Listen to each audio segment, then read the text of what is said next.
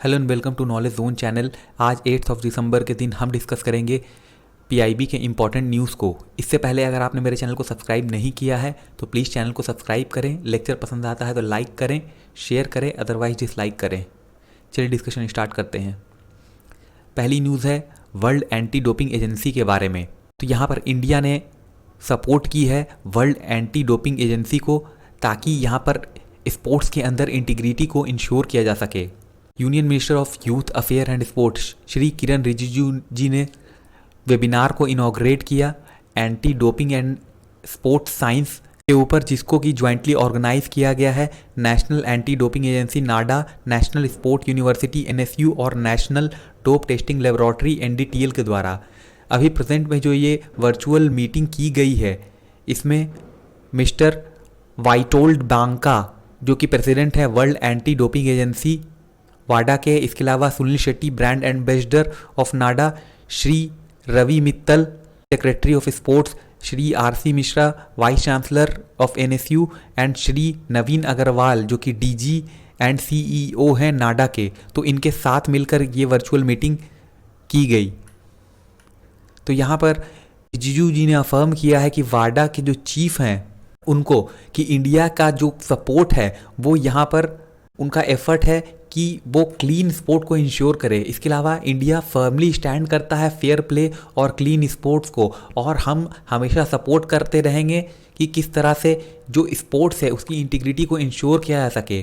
तो ऐसा उन्होंने कहा है। तो यहाँ पर उन्होंने मेंशन किया कि नाडा भी जो है वो कमिटेड है अपने एफर्ट में, ताकि जो भी डोपिंग से होने वाली तबाही है उससे छुटकारा पाया जा सके और यहाँ पर इम्प्लीमेंट किया जा सके जितने भी एंटी डोपिंग रूल्स लेड किए जाते हैं वाडा के थ्रू। स्पोर्ट मिनिस्टर ने यहाँ पर अश्योर किया कि वाडा के जो प्रेसिडेंट हैं, जो कि स्पोर्ट मिनिस्टर ने यहाँ पर फर्दर अश्योर किया वाडा प्रेसिडेंट को कि एनडीटीएल यहाँ पर हर तरह की जो करेक्टिव मीजर है उसको लेगा, जो भी वेरियस पॉइंट सजेस्ट किए जाएंगे वाडा के द्वारा। और उन्होंने कहा कि जल्द ही यहाँ पर रेज्यूम डोप एनालिसिस को अलाउ किया जाएगा, जैसा कि वाडा की गाइडलाइंस थी उसके अनुसार। अगली न्यूज़ है फ्लैग डे के बारे में। प्राइम मिनिस्टर श्री नरेंद्र मोदी जी ने अपना आभार व्यक्त किया है आर्म फोर्सेस को फ्लैग डे के ऊपर।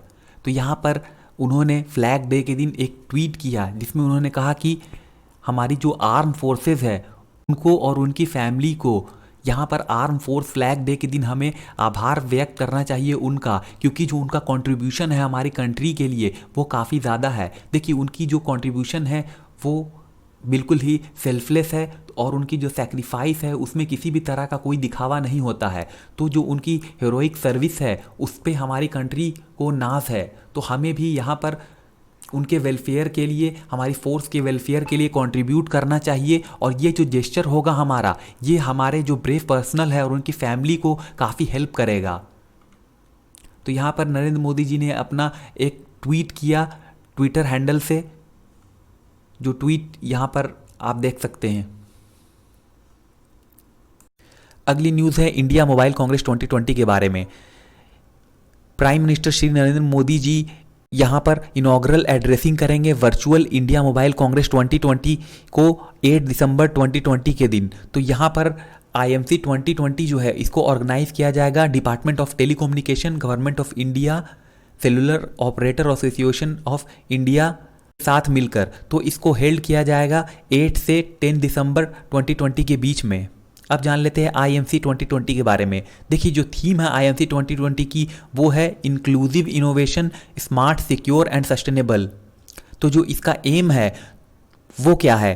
देखिए जो एम है वो यहाँ पर जो प्रधानमंत्री जी का जो विजन है कि आत्मनिर्भर भारत को प्रमोट किया जाए, इसके अलावा जो डिजिटल इंक्लूसिविटी है, सस्टेनेबल डेवलपमेंट और एंटरप्रेन्योरशिप और इनोवेशन को यहाँ पर प्रमोट करना, तो ये सारी चीज़ें इसकी एम है।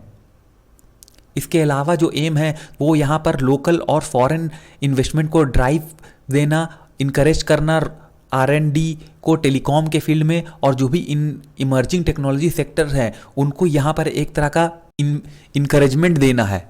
इसके अलावा यहाँ पर IMC 2020 जो है इसमें वेरियस मिनिस्ट्री की पार्टिसिपेशन देखी जा सकती है, जिसमें कि टेलीकॉम के CEOs होंगे, इसके अलावा global CEOs, domain expert in 5G, artificial intelligent, internet of thing, data analysis, cloud and edge computing, blockchain, cyber security, smart cities और ऑटोमेशन भी इसमें पार्टिसिपेट कर सकते हैं। ऑटोमेशन से रिलेटेड जो मिनिस्ट्रीज़ है वो इसमें पार्टिसिपेट कर सकती है। अगली न्यूज़ है सेंट्रल गवर्नमेंट के विजन प्लान के बारे में, जिसमें कि 15 सिलेक्टेड जू को अपग्रेड किया जाएगा। देखिए ये जो विजन प्लान है इसमें 15 सिलेक्ट जूज हैं जिनको कि अपग्रेड किया जाएगा ग्लोबल स्टैंडर्ड के अकॉर्डिंग। तो यहाँ पर इन्वेस्टर समिट की गई ताकि यहाँ पर कॉर्पोरेट सेक्टर के इन्वेस्टमेंट को लेके आया जा सके नेक्स्ट ईयर तक, ताकि जो जू है उनका मॉडर्नाइजेशन किया जा सके। तो अभी जो 37th जनरल बॉडी मीटिंग हुई सेंट्रल जू अथॉरिटी की, उसको चेयर किया union minister for environment, forest and climate change Shri Prakash Javadekar ji के द्वारा। तो यहाँ पर 2 न्यू जूज को राजगीर जू सफारी नालंदा बिहार और शहीद अशफाकुल्ला खान प्राणी उद्यान गोरखपुर उत्तर प्रदेश को रिकॉग्निशन ग्रांट की गई है। तो यहाँ पर मिनिस्टर ने अपलाउड किया है जो भी प्रोग्रेस हुई है जो 10 ईयर विजन प्लान है उसके डेवलपमेंट में, ताकि जो अपग्रेडेशन है उसको किया जा सके 15 सिलेक्ट जू को कंट्री के अंदर।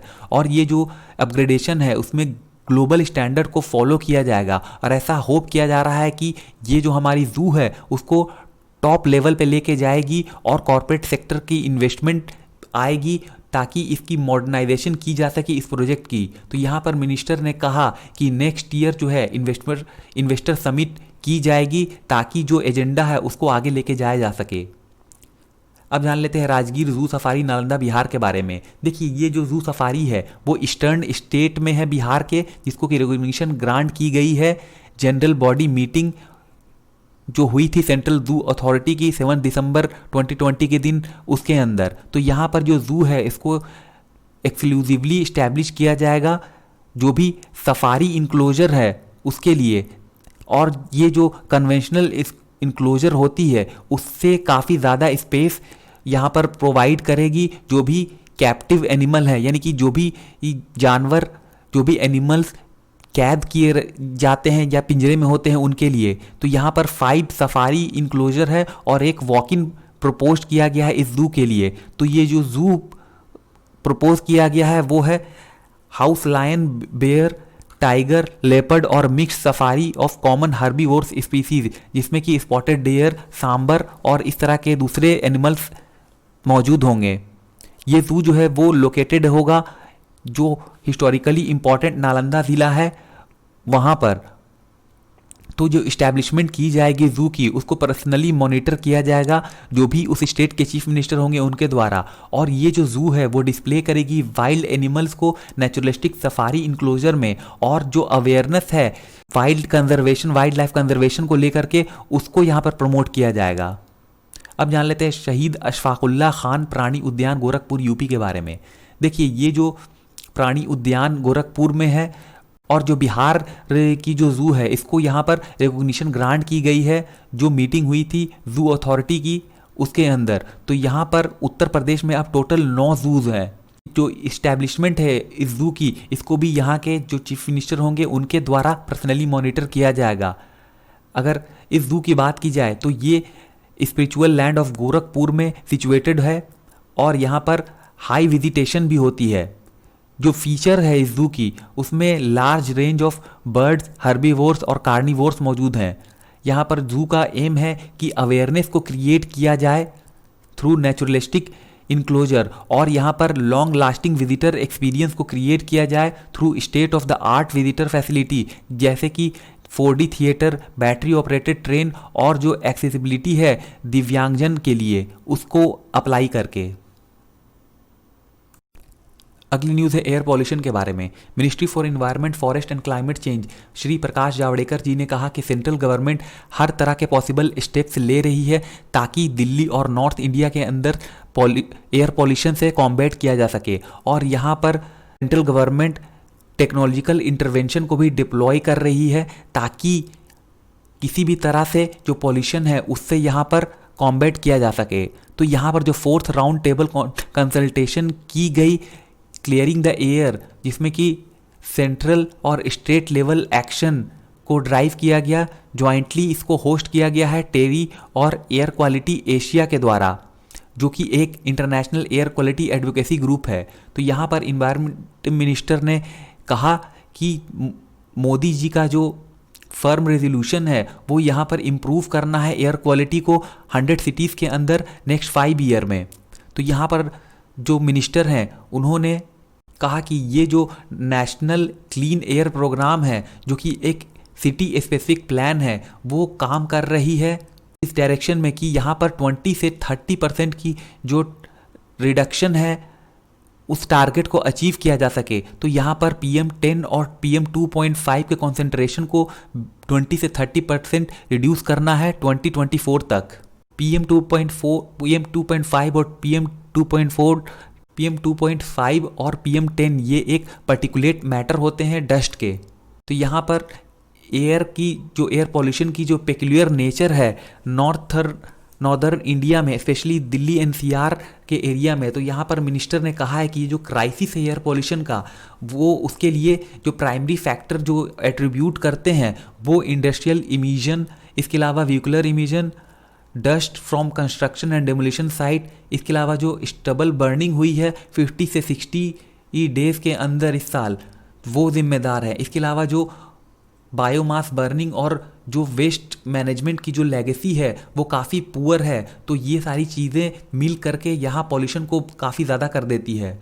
इसके अलावा उन्होंने मेट्रोलॉजी और ज्योग्राफी के रोल पे बात करते हुए कहा कि दिल्ली, मुंबई, बेंगलोर, चेन्नई, यहाँ जो पॉल्यूशन लोड है वो एक ही तरह का है। सिमिलर इंडस्ट्रियल और वेहिकुलर पॉल्यूशन लेवल है यहाँ, लेकिन जो एयर क्वालिटी इंडेक्स है दिल्ली की वो 300 से ज़्यादा हो जाती है कुछ दिनों के अंदर, ऐसा देखा गया है। जबकि चेन्नई में ये सिर्फ 29 है, इसके अलावा मुंबई में 140 और बेंगलोर में 45 है। तो यहाँ पर मिनिस्टर ने कहा कि ये सारी जो चीज़ें हैं उसमें मेट्रोलॉजिकल फैक्टर भी है जिसको हमें अप्रिशिएट करना चाहिए। जब भी विंड स्पीड और मेट्रोलॉजी अनफेवरेबल हो तो हमारी जो एफर्ट हैं एयर क्वालिटी को सही रखने में वो भी हमारी एफर्ट अच्छी होनी चाहिए, बेटर होनी चाहिए। तो मिनिस्ट्री ने यहाँ पर हाईलाइट किया जो होस्ट ऑफ इनिशिएटिव हैं including scientific and technological intervention, यानी कि इस तरह की इंटरवेंशन जो वो सेंट्रल गवर्नमेंट के द्वारा की गई ताकि यहाँ पर जो एयर पोल्यूशन की जो तबाही मची थी कुछ सालों में उसको यहाँ पर मिटिगेट किया गया। तो ये थी आज की सारी news. Thank you very much for discussion.